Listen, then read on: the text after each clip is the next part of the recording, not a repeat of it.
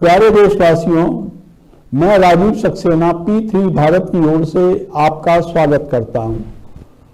अभी हाल में ही बिहार में जहरीली शराब पीने से कई लोगों की मौत हो गई, जिस पर पूरे देश में हो हल्ला हुआ। विशेषकर विभिन्न राजनीतिक दलों ने इसे मुद्दा बनाया। प्रश्न उठता है कि जहरीली शराब का कारोबार कहीं शराबबंदी की नीति के कारण तो नहीं पनप रहा। इस संबंध में हमारे साथ राजेंद्र सचदेवा जी, मैं उनसे जानना चाहूंगा उनका समीक्षात्मक दृष्टिकोण। नमस्कार। नमस्कार जी। सक्सेना साहब, प्रेजेंट में हमारे देश में करीब 4 प्रदेशों में शराबबंदी लागू है, जिसमें बिहार, गुजरात, मिजोरम और नागालैंड जी।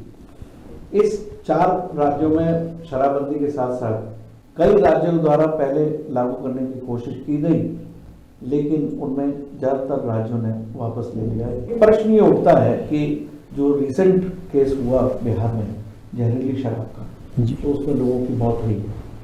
तो उस लोगों की मौत के पीछे लोगों ने एक संवेदनशील मुद्दे को उठाया। ये अपने आप में सद्भावना तो दिखानी ही होगी जिन लोगों के मृत्यु हुई है जी।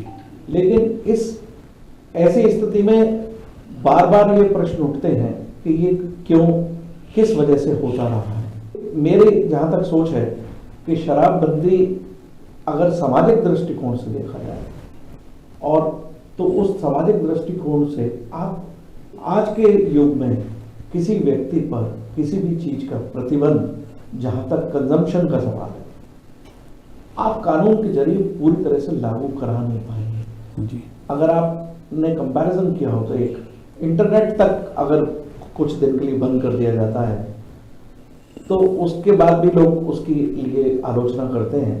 तो ये तो एक कंजम्पशन का विषय है और पुराने टाइम से चला आ रहा है जी। और जहां तक इस नशीली चीजों का सवाल है, मादक चीजों का सवाल है, इसके साथ कृषि के कुछ और उत्पाद भी जुड़े हुए हैं। तो मैं वृहत रूप से मैं आपको बताना चाहूंगा कि अगर हम एक एनालिटिकल वे में समझें जी, तो जब जब किसी चीज की राशनिंग की जाती है जी, या उस पर कंट्रोल लगाया जाता है, तो उसमें 2 चीजें पनपती हैं।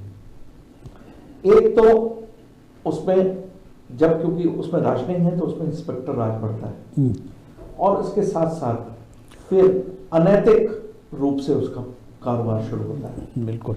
तो जब नीति कोई खुली हुई होती है तो उसमें सामाजिक तौर पर आप लोगों को जागरूक कर सकते हैं कि जहरीली शराब, कच्ची शराब पीने के क्या दुष्परिणाम या परिणाम होंगे।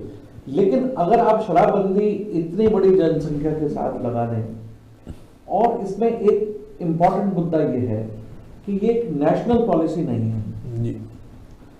और स्टेट वाइज अगर आप देखें कि अगर आपकी पूरी कंट्री में एक शराबबंदी नीति है तो वो हो सकता है प्रभावी हो जाए जी। लेकिन अगर किसी एक स्टेट में लागू है शराबबंदी और दूसरे स्टेट में शराब नीति बनी हुई है और ओपन मार्केट में शराब की बिक्री है, तो मैं आपको एक आर्थिक दृष्टिकोण दिखाना चाहता हूँ। आर्थिक दृष्टिकोण से राजस्व के पोजीशन में देखें, फॉर एग्जाम्पल अगर आप बिहार की स्थिति देखें तो बिहार में यदि शराबबंदी है तो बिहार से सटे हुए जो राज्य हैं जी हाँ, उनमें शराबबंदी लागू नहीं है और उनमें ओपन मिल रहा है जी हाँ, तो यहाँ पर क्या स्थिति होगी कि इतना जबरदस्त ट्रांसपोर्टेशन फैसिलिटी होने के बाद अगर आप ये उम्मीद कर सकते हैं कि बिहार स्टेट में दूसरी स्टेट से शराब परचेज करके नहीं लाई जाएगी, तो ये कैसे संभव है। तो उसमें एक आर्थिक रूप से क्या नुकसान होगा राजस्व का, कि मान लीजिए सपोज बिहार के साथ यूपी लगा हुआ है, तो यूपी में बिक्री आदमी बिहार के व्यक्ति परचेज करके जी उसको ब्लैक मार्केटिंग में बिहार में बेच सकते हैं, तस्करी शुरू हो जाएगी। तस्करी शुरू तो उसका एक पक्ष ये हुआ कि यूपी गवर्नमेंट को तो राजस्व मिला, लेकिन बिहार गवर्नमेंट का राजस्व भी नुकसान हुआ, लेकिन वो जो पैसा है भ्रष्टाचारियों के हाथ में गया जी। यानी कि उन लोगों के पास गया कि जिन लोगों ने उसे अनैतिक तरीके से बेचा और उसमें ब्लैक मार्केटिंग करके बेचा। तो सरकार का 2 नुकसान हुए, एक तो ब्लैक मनी इंक्रीज की बिहार में और दूसरी तरफ बिहार राज्य का राजस्व का नुकसान जी जी। तो मैं समझता हूँ कि शराबबंदी अपने आप में सफल नहीं हो सकती है, तो इस पर बिहार सरकार को सोचना चाहिए। मुझे लगता है बिहार जितने भी प्रदेशों में ये शराबबंदी है उसके पीछे सामाजिक दृष्टिकोण या समाज कल्याण का उद्देश्य ना होकर एक राजनीतिक उद्देश्य है जो प्रैक्टिकल मैनर में लागू नहीं हो सकता। जी।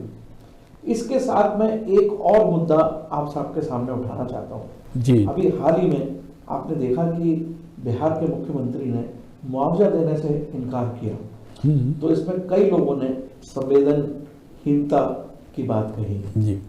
निश्चित रूप से ये एक संवेदनशील मुद्दा था, लेकिन पक्ष दूसरा भी देखें कि एक सिद्धांत है जो कमर्शियल लॉ में पढ़ा है, वो एक कानूनी पक्ष है। जी। जी। और ये सिद्धांत लोगों को शायद याद नहीं रह गया इस युग में अधिकारों की लड़ाई के अंतर्गत। जी। वो सिद्धांत है क्रेता सावधानी सिद्धांत। आप जानकर ताज्जुब करेंगे कि कमर्शियल लॉ में ये पढ़ाया जाता है कि ये क्रेता की जिम्मेदारी है कि वो जो चीज वो परचेज कर रहा है जी। वो ना केवल उसकी गुणवत्ता देखे और उसकी जरूरत समझे, ये उसकी जिम्मेदारी है जहां तक वो समझ सकता है। फॉर एग्जाम्पल, मैं अगर कोई मेडिसिन खरीदने जाता हूँ, जी। मेरा एक पक्ष ये बनता है मेडिसिन के स्क्रिप्ट में ये देख लूं कि उसकी एक्सपायरी तो नहीं है। जी बिल्कुल। तो इसे कहते हैं क्रेता सावधानी सिद्धांत। जी। तो मैं ये प्रश्न उठाना चाहता हूँ कि जितने लोग जहरीली शराब से मरे हैं, ऐसे व्यक्ति जो जहरीली शराब कंजम्पशन करने के बाद जी भगवान की कृपा से बच गए हैं, जी, क्या उनको ये समझाया जा सकता है कि उन्होंने क्रेता सावधानी सिद्धांत को नहीं ध्यान रखा? बिल्कुल। क्या उन्होंने कानून भी तोड़ा? क्या उनके विरुद्ध कोई स्टेप उठाने के लिए कोई आवाज उठती है? वो नहीं उठती। नहीं। केवल संवेदनशीलता की बात नहीं की जा सकती है। तो मेरे विचार से शराब नीति किसी भी तरह से सक्सेसफुल नहीं हो सकती, न रेवेन्यू पॉइंट ऑफ व्यू से, न लीगल पॉइंट ऑफ व्यू से, न ही राजस्व पॉइंट ऑफ व्यू से। और इसके साथ साथ कृषि के जो अन्य क्षेत्र हैं, जो गन्ना किसान व्यक्ति हैं, उनके लिए भी, बिहार के गन्ना उत्पादकों के लिए भी ये नीति नुकसानदायक होगी।